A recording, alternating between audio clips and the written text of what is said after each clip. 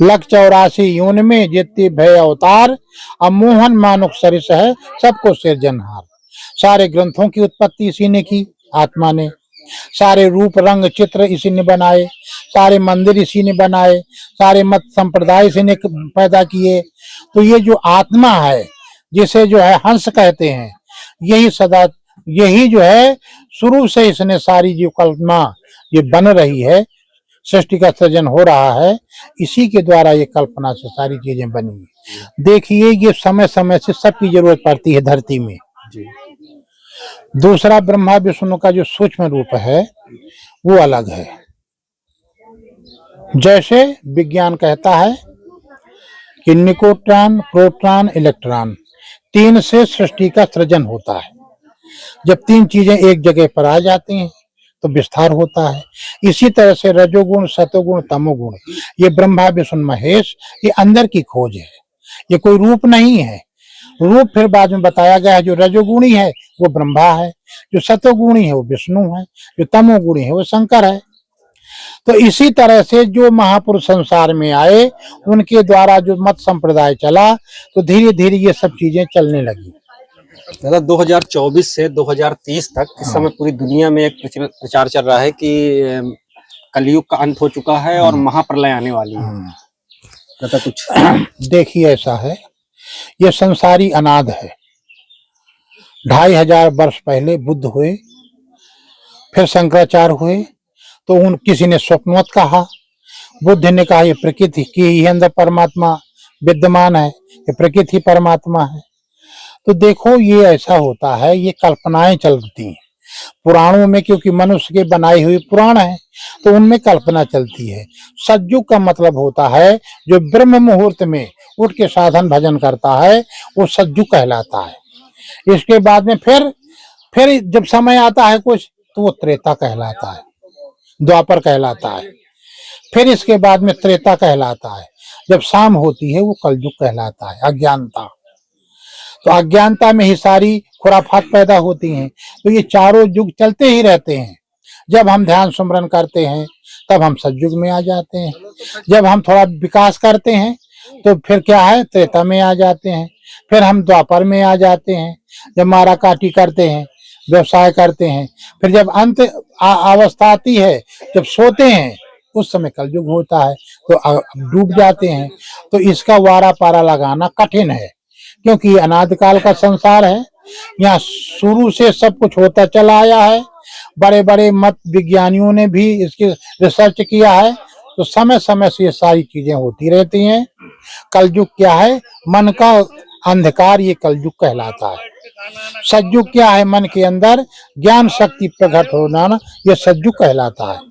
जब हम आकर के अपने सारे कार्य करते हैं, विकास करते हैं, क्योंकि द्वापर में, त्रेता में विकास हुआ है।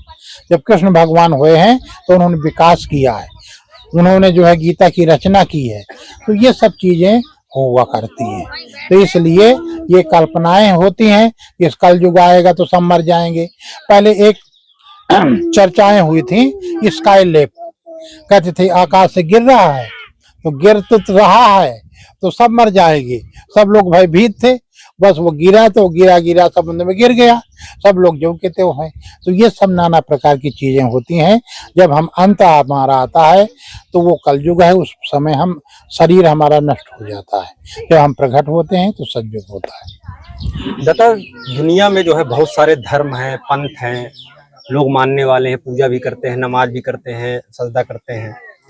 बहुत सारे पाप बढ़ गए हैं उसके बावजूद भी, और कहीं इतनी ज्यादा हर घर में पूजा के बाद, मंदिरों में, मस्जिदों में पूजा के बाद भी कहीं शांति नहीं दिख रही है। तो इसका क्या प्रमुख कारण हो सकता है? देखिए, धर्म तो एक ही है। धर्म का मतलब जो सबको प्रिय लगे, जो सबके लिए हो, चांद, सूरज, धरती, आसमान, इसका कोई खंडन नहीं करता इनका कोई। तो ये धर्म कहलाता है जो अपनी आत्मा स्वीकार कर लेती है।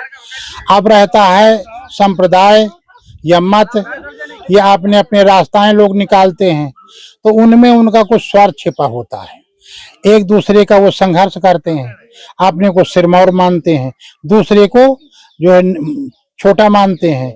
जैसे कि हिंदू है, मुसलमान है, कोई मत है, संप्रदाय है, पंथ है, मार्ग तो सबका एक है, वो है सदाचार।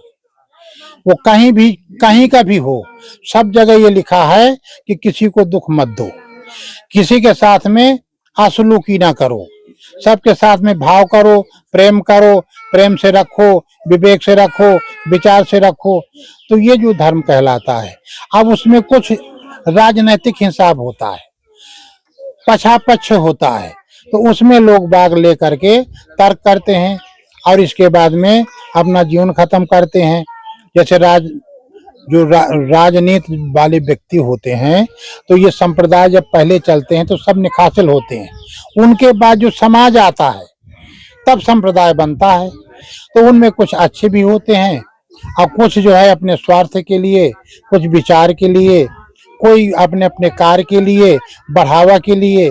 तो उस वजह से अशांति होती है, अविद्या से, अज्ञानता से। तो यही चल रहा है, क्योंकि महात्मा बुद्ध हुए, महात्मा बुद्ध के बाद में कई शाखाएं हुई, हर संप्रदाय के पीछे कई शाखाएं हैं। तो अलग अलग शाखाओं के कबीर हुए, 12 शाखाएं उनके पीछे हैं। तो अपने अपने शाखा को लोग बाग सिरमौर बना करके बात विवाद करते हैं, परंतु सबका मूल जो सिद्धांत है वो है सदाचार, आत्म शांति, सदाचार, विवेक, विचार, अहिंसा। ये जितने जो शाश्वत चीजें हैं ये धर्म कहलाती हैं। और जब इन पर विशेष गहराई नहीं होती तो लोग बाग तर्क वितर्क करते हैं, राग द्वेष करते हैं, मारा पीट करते हैं और हिंसा होती है। इस तरह से ये सब परेशान होते हैं। तो बताइए, जैसे सब लोग परेशान हैं, तो फिर इसके बाद भी जो पूजन और ये सब जो हो रहा है, तो क्या ये भगवान को सिर्फ ये नहीं, हाँ सही बात है, मतलब कुछ भी कर ले, कोई गलत कर ले, भगवान को पूजा कर ले या नमाज पढ़े तो हमारे सारे क्या पाप मिट जाएंगे? नहीं, देखो ऐसा है, पूजा करना अलग बात है। पूजा जो है सदाचार की होती है। पूजा का मतलब होता है सदाचार। और हम अमुक देवी, अमुक मूर्ति की पूजा कर लें, या अमुक जो है साधना कर लें, या नाम जप कर लें, या तपस्या कर लें, ये अलग बात है। क्योंकि अध्यात्म अंदर का होता है और ये सारी चीजें ऊपरी होती हैं। बच्चा जब जन्म होता है तो बच्चे की कोई जात नहीं होती, वो सबके लिए प्रिय होता है। फिर बाद में जब चढ़ाया जाता है ऊपरी वाला परत, तो कोई हिंदू बनता है, कोई मुसलमान बनता है, कोई ईसाई बनता है। फिर उसकी धीरे धीरे प्रवृत्तियां आ जाती हैं, कोई नमाज अदा करता है, कोई पूजा करता है, कोई साधना करता है। तो ये सब ऊपर आरोपित किया गया है। परंतु जो आध्यात्मिक है वो क्या है? वो दया, क्षमा, धैर्य, विचार, विवेक, गुरु, भक्ति। ये जो है आध्यात्मिक है, शाश्वत है और सब लोग इसे स्वीकार करते हैं। वो बाहरी आडंबर है, कुछ देर के लिए सही है, कम से हम कुछ नहीं करते तो पूजे कर लेते हैं। जो बिगड़ानंद हैं उनसे तो वो अच्छे ही हैं, परंतु धीरे धीरे गहराई गोता अंदर लगाना चाहिए। जब तक अंदर गोता नहीं लगाता जीव तो उसे परम शांति नहीं मिलती। अपने स्वरूप की पहचान होना चाहिए। मानवता का हमारे अंदर एक सरल उदाहरण होना चाहिए, मन वाणी कर्मों की सफाई होना चाहिए। तो इससे जो है परम शांति मिलती है, वह है आडंबरों से नहीं। परंतु जो करते हैं तो वो भी धीरे धीरे करते करते करते और इस मार्ग पर आ जाएंगे धीरे। जैसे लोग तीर्थ जाते हैं तो तीर्थ में हर तरह के व्यक्ति थोड़ा होते हैं, कुछ वैसे होते हैं, कुछ नाना प्रकार के होते हैं, कुछ अमुक सत्संगी होते हैं, कोई जलसा देखने जाते हैं। परंतु जब संतों का सत्संग मिल जाता है, उन्हें खोज हो जाती है, तो धीरे धीरे उनका परिवर्तन हो जाता है। तीर्थ गए 3 जन, चित चंचल मन चोर, एको पाप न काटिया, लादिन मंद से और।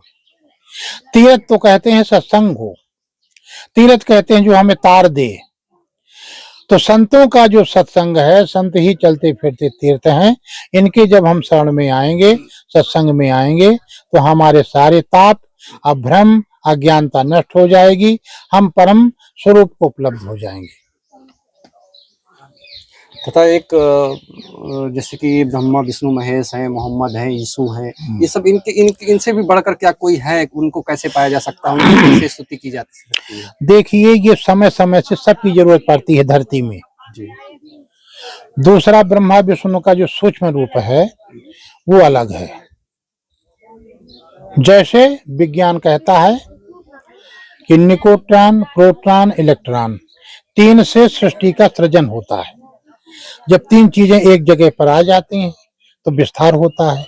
इसी तरह से रजोगुण, सतोगुण, तमोगुण, ये ब्रह्मा विष्णु महेश, ये अंदर की खोज है, ये कोई रूप नहीं है। रूप फिर बाद में बताया गया है। जो रजोगुणी है वो ब्रह्मा है, जो सतोगुणी है वो विष्णु है, जो तमोगुणी है वो शंकर है। तो इसी तरह से जो महापुरुष संसार में आए उनके द्वारा जो मत संप्रदाय चला तो धीरे धीरे ये सब चीजें चलने लगी। अब हम उनका, अब उन्होंने जो हमें मार्ग दिया वो सत्य का दिया। धर्म न दूसर सत्य समाना, अनिगमा निगम पुराण बखाना। परहित सरिस धर्म नहीं भाई, अपर पीड़ा सम नहीं अधमाई। तो संतों के जो सानिध्य में आता है तो वही आनंदित होता है।